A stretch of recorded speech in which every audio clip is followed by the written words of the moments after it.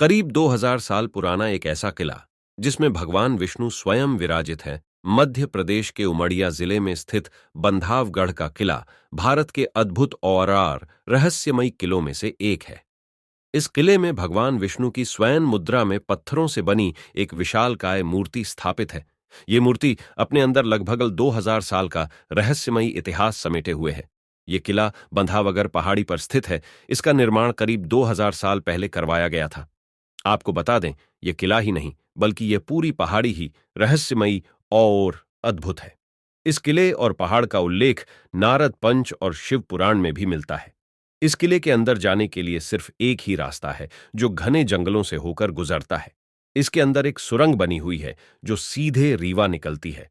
राजा गुलाब सिंह और उनके पिता इस किले का इस्तेमाल खुफिया किले के रूप में करते थे। किले का इतिहास टीपू सुल्तान से भी जुड़ा हुआ है।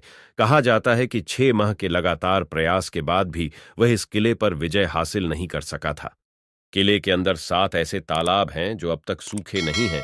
इन तालाबों में भीषण गर्मी के बाद भी पानी लबालब भरा रहता है। 800 मीटर की ऊंचाई पर बने इस किले से शहर और जंगल का विहंगम दृश्य देखा जा सकता है।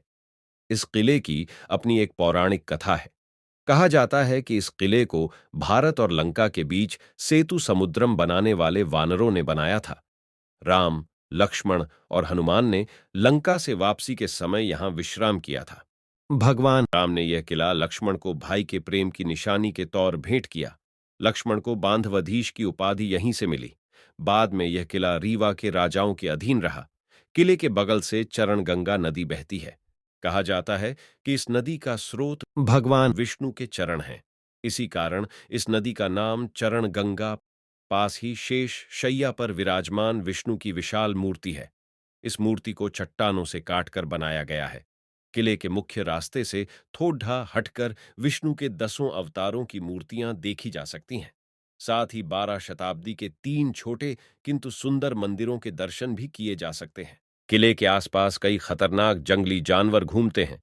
घने जंगल और दुर्गम रास्तों के कारण प्रशासन द्वारा यहां आने पर रोक लगा दी गई है। इसकी देखभाल प्रशासन द्वारा की जाती है।